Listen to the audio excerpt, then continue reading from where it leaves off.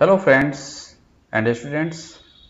आज हम जिस टॉपिक पर बात करने जा रहे हैं वो है hydrogen bonding.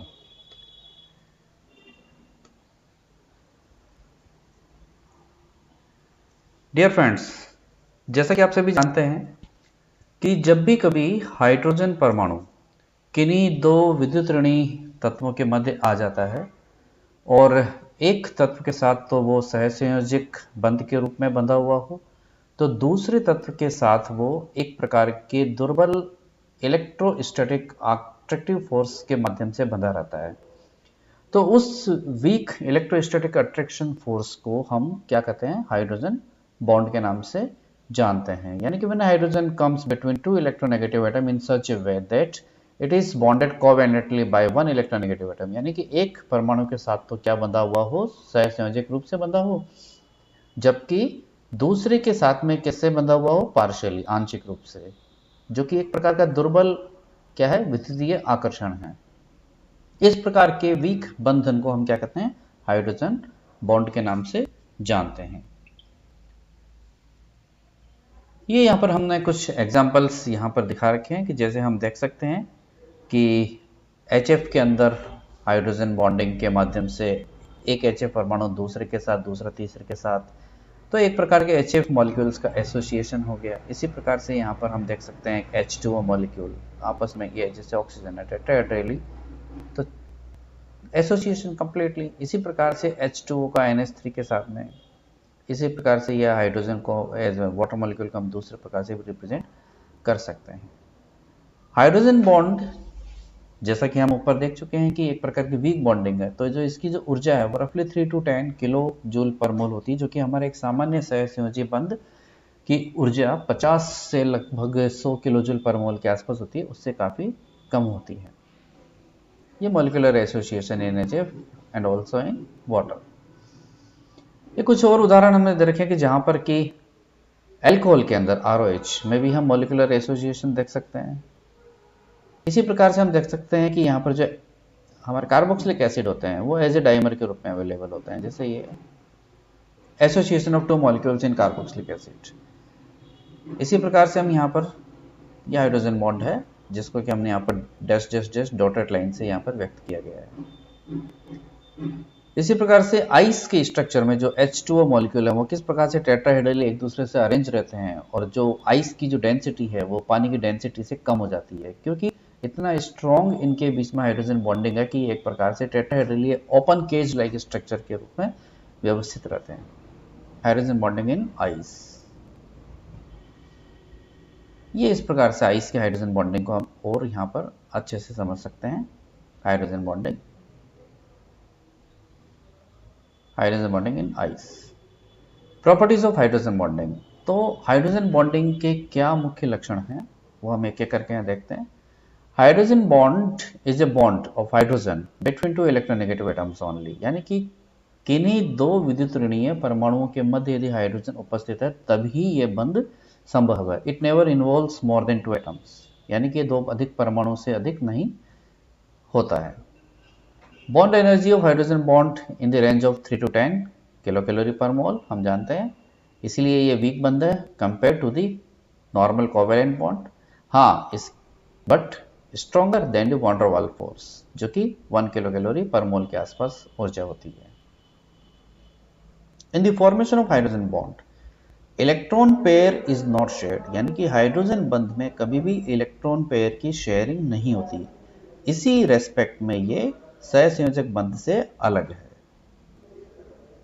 The strength of hydrogen bond, यानी कि हाइड्रोजन बंध की जो क्षमता है वो निर्भर करती है किस पर? इलेक्ट्रोनेगेटिविटी ऑफ एटम ए, जिसके साथ की वो सहसंयोजक रूप से बंधा हुआ होता है। जितना अधिक इस ए परमाणु की विद्युत ऋणता होगी उतना ही मजबूत हाइड्रोजन बंध होगा। इसीलिए HF will form the most strong hydrogen bond. क्यों? क्योंकि फ्लोरीन की जो विद्युत ऋणता है वो सर्वाधिक होती है।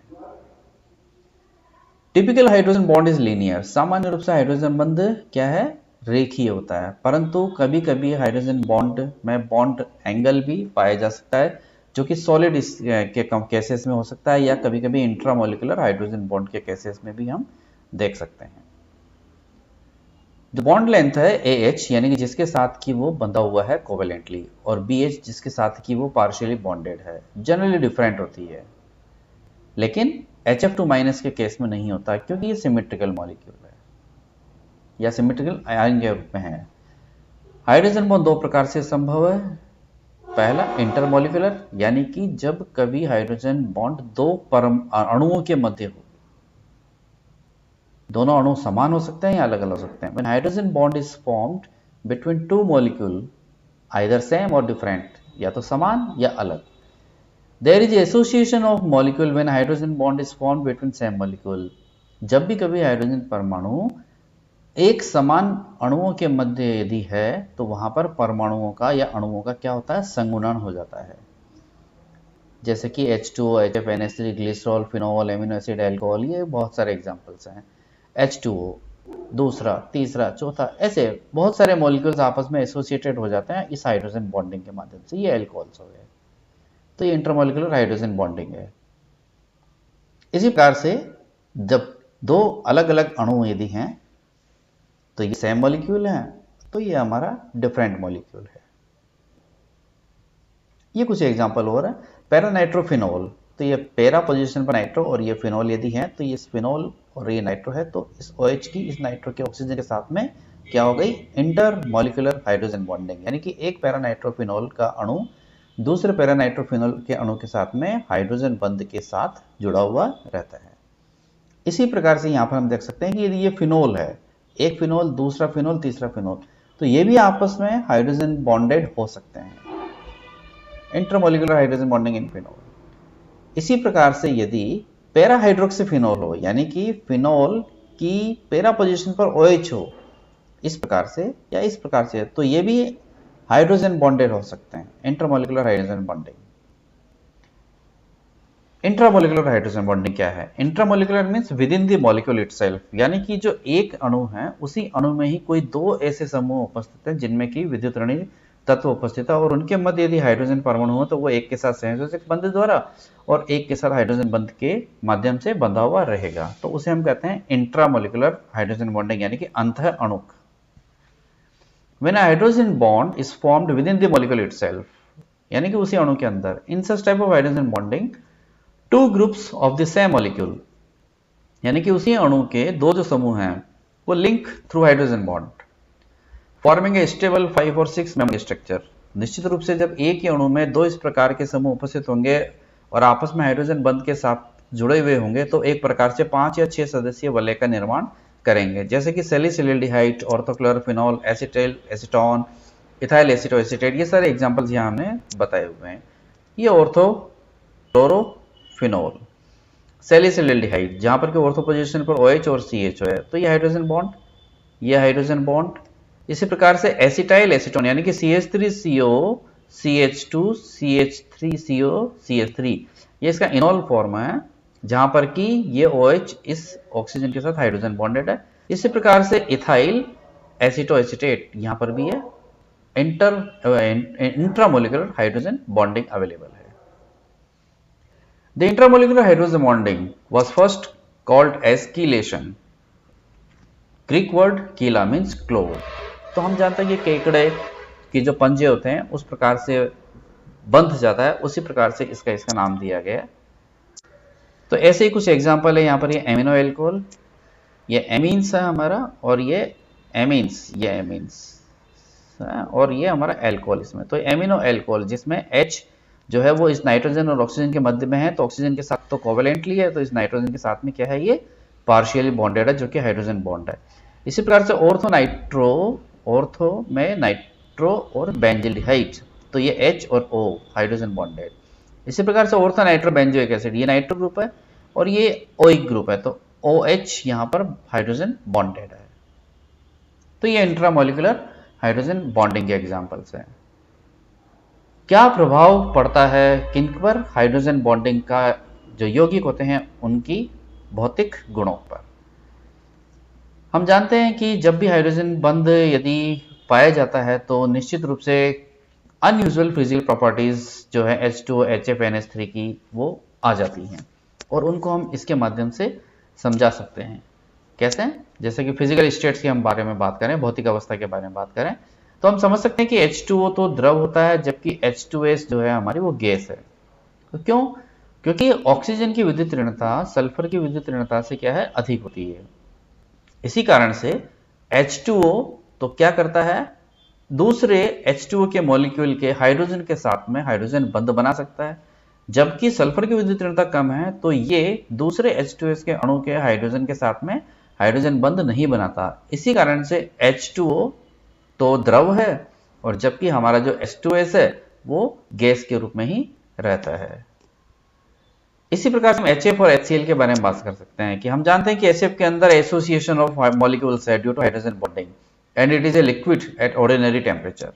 लेकिन HCl सामान्य ताप पर गैस है। क्यों? क्योंकि फ्लोरीन की विद्युत ऋणता सर्वाधिक होती है तो इसलिए स्ट्रॉन्ग हाइड्रोजन बॉन्डिंग अवेलेबल है, जबकि क्लोरीन की विद्युत ऋणता क्या है, फ्लोरीन से कम है, इसलिए यहाँ पर दुर्बल क्या है, हाइड्रोजन बॉन्डिंग है, इसलिए वो गैस के रूप में अवेलेबल होता है।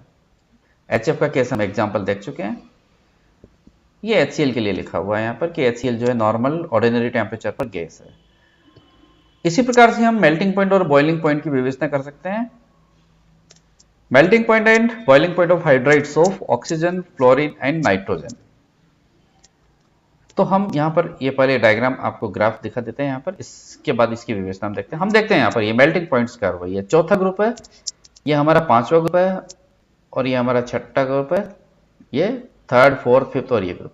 हम देखते हैं यहाँ पर कि कार्बन ग्रुप में तो जो मॉलिक्यूलर वेट के साथ है वो मेल्टिंग पॉइंट बढ़ता चला जा रहा है, लेकिन पांचवा जो ग्रुप है उस पांचवें ग्रुप के अंदर हम देखते हैं कि पहले वाला जो कंपाउंड है हमारा अमोनिया, नाइट्रोजन वाला, उसके लिए मेल्टिंग पॉइंट क्या है, कम होना चाहिए लेकिन ज्यादा है और उसके पश्चात बढ़ता है।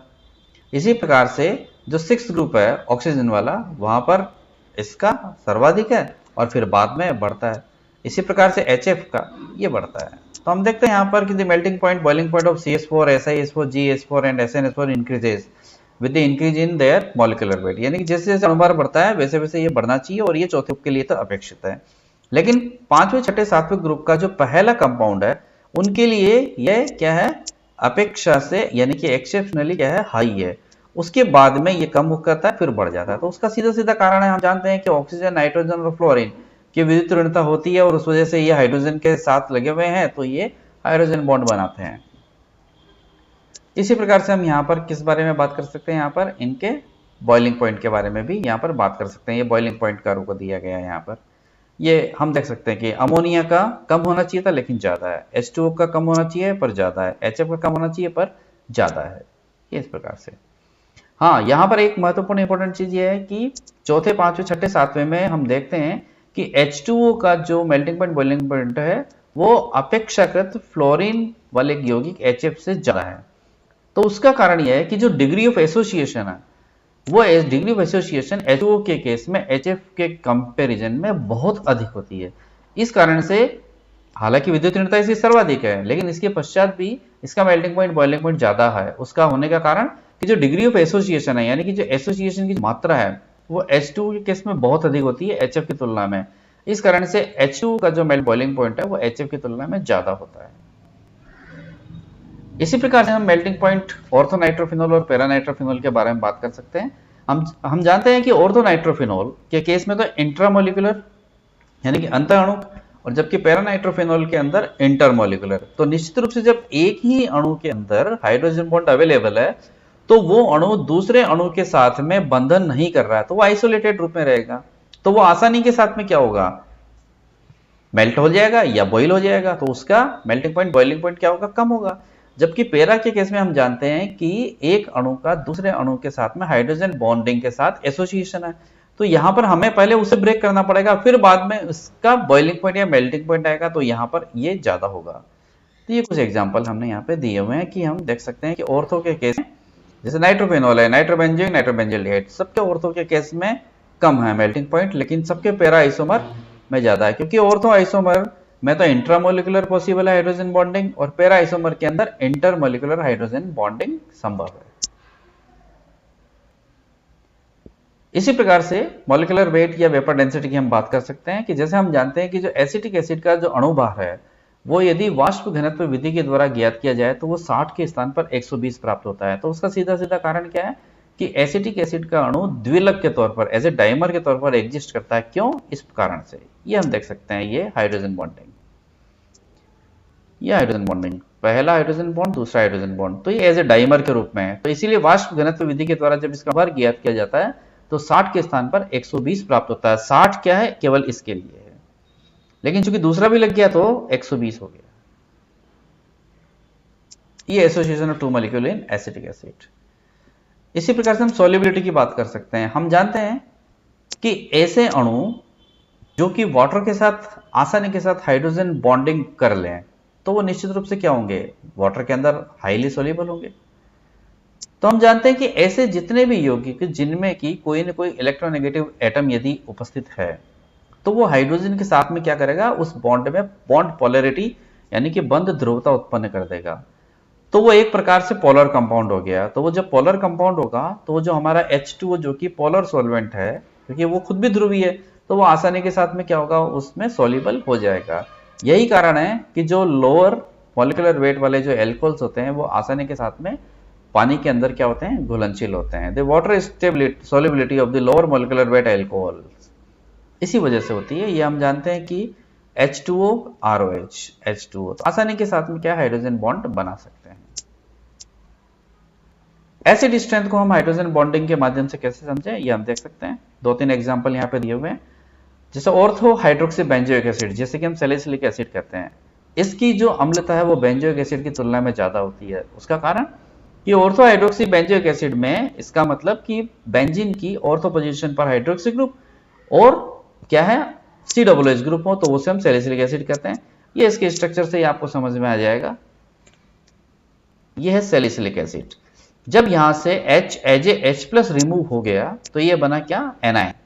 अब ये ऑक्सीजन माइनस इस हाइड्रोजन के साथ में OH के हाइड्रोजन के साथ में हाइड्रोजन बॉन्डेड हो गया तो ये रिंग कीलेशन हो गया, यानी कि कीलेट रिंग का निर्माण हो गया 6 मेंबर। तो इस प्रकार से इसका जो स्थायित्व है वो स्थायित्व क्या हो गया? और बढ़ गया।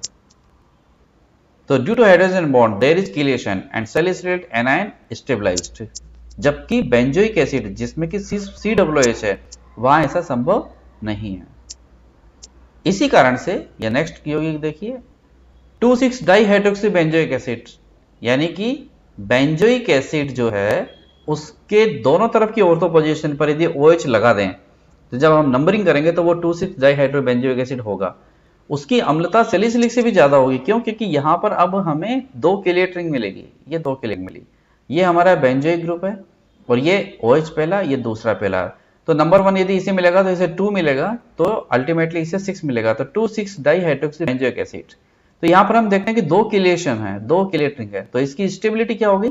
सैलिसिलिक एसिड से भी ज्यादा हो गई। इसीलिए इसकी अम्लता क्या है? सैलिसिलिक एसिड से भी ज्यादा है। तो हाइड्रोजन बॉन्ड के माध्यम से हम यहाँ पर इनकी अम्लता को या अम्लता की जो स्ट्रेंथ है उसे हम समझा सकते हैं। There is 2 chelate ring. इसी प्रकार से हम HF की कम अम्लता को, यानी कि उसकी जो एसिड स्ट्रेंथ है वो अन्य HX एसिड से कम होती है। क्यों? क्योंकि हम जानते हैं कि HF के अंदर स्ट्रॉन्ग हाइड्रोजन बॉन्डिंग है। तो जब इतना स्ट्रॉन्ग हाइड्रोजन बॉन्डिंग है तो उसका डिसोसिएशन ही वीक हो जाता है। और हम जानते हैं कि जब H एज H+ यदि डिसोसिएट होकर के नहीं जाएगा तो वो उसका एसिडिक कैरेक्टर शो नहीं होगा। तो इसीलिए जो HF है वो अन्य जो HX एसिड होते हैं उनकी तुलना में वीक एसिड होता है। और इसीलिए जो ऑर्डर ऑफ एसिडिक बिहेवियर है वो हम जानते हैं कि HI जिसमें कि लॉन्गेस्ट बॉन्ड है और वीक बॉन्डिंग है तो ये आसानी से डिसोसिएट होगा, तो इसलिए इसकी अम्लता इसकी तुलना में ज्यादा होगी। इसी प्रकार से अनदर इंटरेस्टिंग एग्जांपल यहाँ पर मैलिक एसिड का दिया हुआ है कि मैलिक एसिड की जो एसिडिटी है वो फ्यूमेरिक एसिड से ज्यादा होती है। कैसे? वो आप स्ट्रक्चर से ही समझ सकते हैं। ये मैलिक एसिड होता है। मैलिक एसिड यानी कि जहां पर कि सिस पोजीशन पर क्या है? 2 CH ग्रुप है। अब यदि यहां से एक H एज H+ रिमूव हो गया तो ये क्या बन गया? हमारा एनायन। ये एनायन आसानी के साथ इस H के साथ में हाइड्रोजन बॉन्डिंग हो गया तो कीलेट रिंग का फॉर्मेशन हो गया, तो स्टेबिलिटी इंक्रीज हो गई। जबकि फ्यूमेरिक एसिड जो कि ट्रांस है यहां संभव नहीं है ऐसा, तो इसकी एसिडिटी क्या है? कम है। हम यहां भी देख सकते हैं कि pK वैल्यू इसकी सिर्फ 1.9 है। pK value that is Ka value यदि अधिक है तो pKa वैल्यू कम होती है। Ka दैट इज डिसोसिएशन, तो जितना अधिक डिसोसिएशन होगा तो उसका pKa वैल्यू उतना कम होगा। इसी प्रकार से हम यहाँ पर बेस स्ट्रेंथ ऑफ एमीन्स को भी हम समझ सकते हैं। जितने भी हमारे एमीन्स हैं यानी कि अमोनिया, प्राइमरी, सेकेंडरी और टर्शियरी एमीन्स, ये सारे के सारे वीक बेस होते हैं, दुर्बल क्षार बनिस्पत की क्वाटरनरी चतुष्क अमोनियम लवणों की तुलना में। इसका एक क्या कारण है? इसका कारण यह है कि इन सभी में नाइट्रोजन पर लोन पेयर अवेलेबल है और ये लोन पेयर आसानी के साथ में H2O को दिया जा सकता है। तो क्या होगा इससे? ये H के साथ में क्या बना लेंगे? बॉन्ड फॉर्म कर लेंगे, तो इनका डिसोसिएशन वीक हो गया। जबकि ये जो क्वाटरनरी अमोनियम साल्ट है यहां पर लोन पेयर ही अवेलेबल नहीं है, तो ये क्या होगा? H2 के साथ में किसी प्रकार का बॉन्ड ये बनाएगा ही नहीं और आसानी के साथ OH- आयन अवेलेबल है, तो इसीलिए इसकी जो बेसिक स्ट्रेंथ है वो इनकी तुलना में क्या होती है? ज्यादा होती है। ये भी आप यहाँ स्ट्रक्चर्स के माध्यम से आसानी से समझ सकते हैं। ये देखिए CH3NH2 H2 से रिएक्ट कर गया, तो यहाँ हम देखते हैं कि ये तो पॉजिटिव नेगेटिव यानी कि कंबाइंड हो गए, जबकि यहाँ पर ऐसा संभव नहीं है। तो क्वाटरनरी अमोनियम साल्ट फ्री है आयन और हाइड्रोक्साइड आयन फ्री है, तो ये बेसिसिटी शो करता है, जबकि ये वीक बेस हो गए। एक और another interesting example hydrogen bonding का। हम सभी जानते हैं कि जो पानी का जो व्यवहार है वो 0 डिग्री से 4 डिग्री सेंटीग्रेड पर परिवर्तित होता है, या हम कहें कि जो घनत्व है वो हम जानते हैं कि जो पानी का घनत्व है वो 4 डिग्री सेंटीग्रेड पर सर्वाधिक होता है। तो क्यों? इस डिस्कशन को आगे मैं स्लाइड प्रेजेंटेशन में आपको शो करूं उससे पहले ही मैं सिर्फ 2-3 सेंटेंस में इस चीज को यहीं पर ही खत्म कर सकता हूं।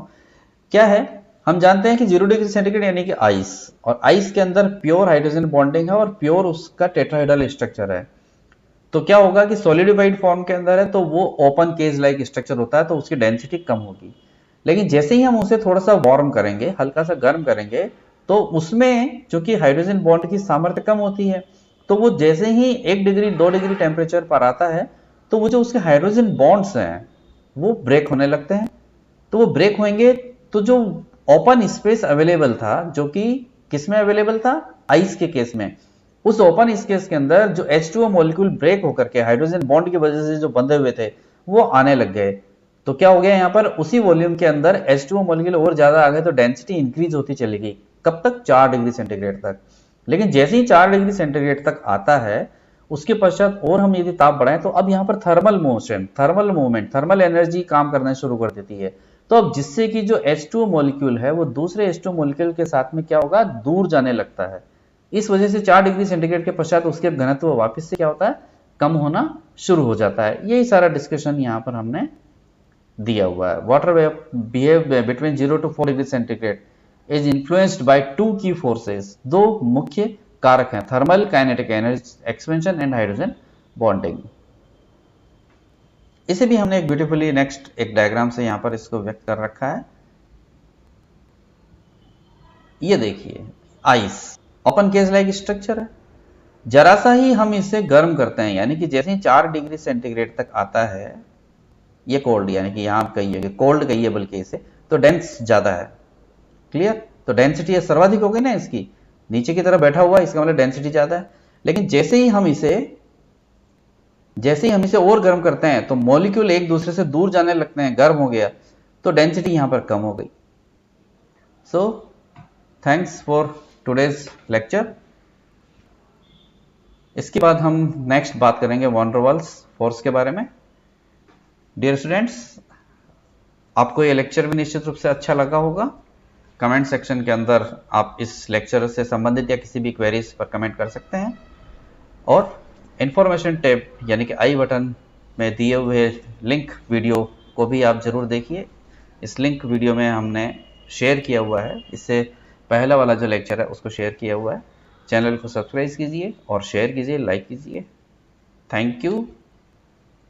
अगले लेक्चर में हम डिस्कस करेंगे वैन डर वाल्स फोर्स के बारे में, जो कि वीक इंटरमॉलिक्यूलर फोर्सेस के नाम से भी जाने जाते हैं। Thank you.